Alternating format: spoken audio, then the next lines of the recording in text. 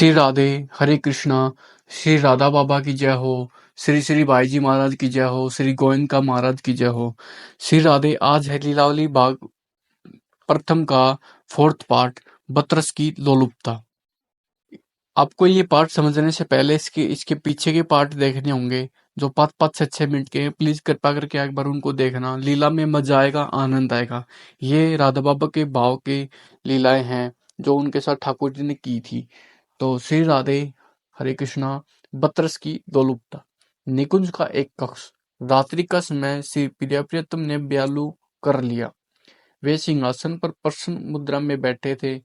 श्री ललिता जी ने तांबूल अर्पित किया। श्री प्रियतम ने एक बीड़ा उठाकर प्रिया जी को खिलाया। दूसरा बीड़ा प्रिया जी ने श्री प्रियतम को।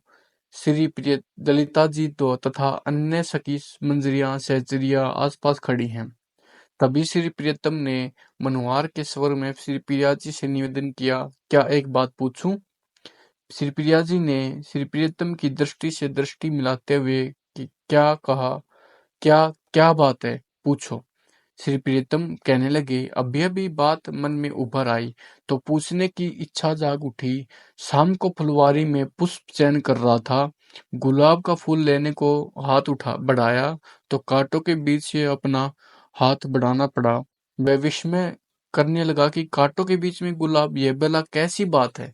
श्री पिराजी ने मधुर मधुर मुस्कुराते हुए कहा, ठीक तो है, यह क्यों नहीं सोते और देखते कि कांटों के बीच में भी गुलाब खिल सकता है और खेल सकता है। एक बात और, कांटों के बीच में खिलने खेलने के पीछे उस गुलाब का मनोरथ क्या है? कांटों की कंकड़ कंकड़ से भरी दुनिया को आबाद करना, अपने रूप से, अपने रंग से, अपनी गंध से उनको जग में वर्णन बनाना, उनकी कटीली बस्ती को रंगीली बना कर देना। प्रियतम ने एक और प्रश्न करना चाहा, एक बात और पूछूं? यह बात उभरी थी श्री यमुना जी में स्नान करते समय। प्रिया जी बोलो, पूछो। प्रियतम, सरिता के जल का मंथन प्रवाह निरंतर बहता ही रहता है, कभी भी प्रवाह में विराम आता ही नहीं, ऐसा क्यों? यह प्रश्न करते ही श्री प्रियतम प्रिया जी को एकटक देख रहे थे। श्री प्रिया जी ने कहा, खारे सागर को मीठा बनाने के लिए श्री प्रियतम ने अनुरोध किया, अपनी बात को विस्तार से बतला करके अपनी दृष्टि अधिक स्पष्ट करो। श्री प्रिया जी, अनेक श्रीताव का जल समा जाता है भगवती गंगा के विस्तृत एक विशाल प्रवाह में। फिर वह प्रवाह समा जाता है एक सागर के अथाह जल में और समाता है उनके खारेपन को मधुरता में बदल देने के लिए। श्री प्रियतम, परंतु क्या वह बदल गया? एक दो दिन अथवा एक दो वर्ष की बात थी क्या? युग के युग बीत चले, पर सागर तो खारा का खारा ही है। श्री प्रिया जी ने समझाते हुए कहा, सरिता का समर्पण फल सापेक्ष नहीं है। एक महान उद्देश्य की सिद्धि के लिए सरिता के जीवन में समर्पण ही समर्पण है। फल की आशा सरिता का प्रेरणा बिंदु नहीं है, उसका प्रेरणा स्रोत है जीवन का एक महान उद्देश्य।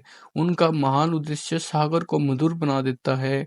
अपने प्रवाह का मीठा जल अनवरत प्रदान करते रहने से यह भी तो हो सकता है कि कभी भविष्य में सागर के जल में खारेपन का नाम भी न हो, सागर का सारा जल अति मधुर बन जाए।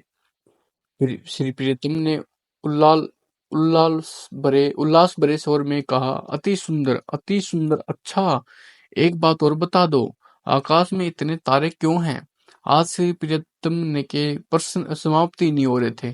श्री प्रिया जी की प्रश्न मुद्रा देखकर पूछने का उल्लास बढ़ता जा रहा था और समीपस्थ सखिया मंजरिया सहचरिया भी उत्तेजित होकर युगल की बातचीत सुन रही थी। श्री प्रिया जी अपने कोकिल कंठ से मंद मंद स्वर में कहती जा रही थी, ये तारे नहीं है, अर्चना के फूल हैं। रजनी रजनी इन तारों के बीच से चांद का अभिनंदन कर रही हैं। इस चांदने से रात की कालिमा को चांदी का शुभ्र बना दिया है।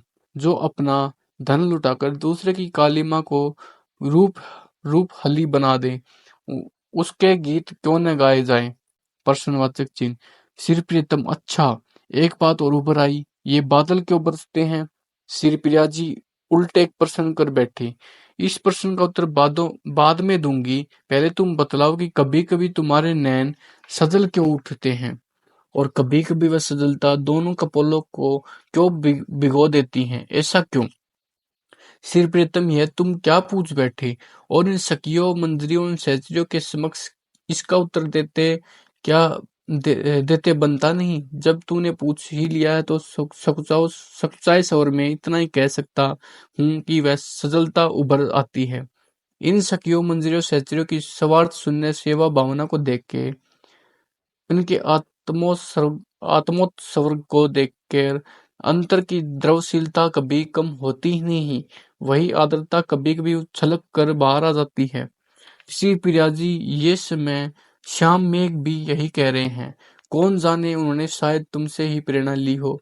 कांटों के प्रति फूलों के, सागर के प्रति सरिता के, रात्रि के प्रति चंदा के आत्मोत्सर्ग को देख देख कर ये मेघ सदा बरसते ही रहते हैं और गरज गरज कर गीत गाते रहते हैं। श्री प्रीतम को अभी और भी कुछ पूछना चाह रहे थे, परंतु श्री ललिता बहन के संकेत पर विराम देना पड़ा। किसी अन्य लीला का समय हो गया था। मैं इस बातचीत को सुनकर आश्चर्य कर रही थी तो उत्तर प्रियाजी ने दिया, क्या यह सब प्रियतम को ज्ञात नहीं था? था, अवश्य था। फिर यह पुरुषोत्तम क्यों? प्रश्नवाचक चिन्ह। मैं इतनी जिज्ञासा का स्मरण नहीं कर पाई। मैं श्री सुदेवी जी को अपने समीप में ही थी, उनसे पूछ बैठी। उन्होंने बड़े प्यार से कहा, तू सचमुच बड़ी भोली है। मैंने पूछा, क्या मेरी जिज्ञासा गलत है? श्री सुदेवी जी, तेरी जिज्ञासा गलत नहीं है। इस पर प्रश्नोत्तर के कारण पर तनिक सोच। श्री प्रियतम तो श्री प्रिया जी से बात करना चाह रहे थे। श्री प्रिया जी की वाणी को सुनने के लिए उनका मन सदा ललकता ही रहता है। श्री प्रीतम सब जानते हैं, परंतु बतरस की लोलुपता ने ही आपको मूड बना दिया है। मेरे अधरों से सब फूट पड़े। हाय, यह रहस्य, वाह री, यह बतरस की लोलुपता। मैं मन ही मन कह रही थी, इस बतरस लोलुपता की जय हो, मैं बली बली जाऊं। आगे का पार्ट आएगा, भाग 5, छल भरी वचना। ठीक है। हरे कृष्णा, राधे राधे। जो त्रुटि हो मेरे को क्षमा करें। मैं कोई एडिटिंग नहीं करूंगा। जो डायरेक्ट बोल दिया श्री राधा बाबा की भाव है, मैं इसमें फेरबदल नहीं कर सकता। बहुत आगे बहुत आनंद आने वाला है इसके। मैंने प्लान ही किया था कि राधा बाबा की, भाई जी महाराज की सारी बुक्स पढूं। तो मैं रात को पढ़ता हूँ सुबह के टाइम पे। तो मैं सोचा आपके साथ भी शेयर कर दूं। तो प्लीज कोई त्रुटि हो जाए तो क्षमा करें। राधे राधे।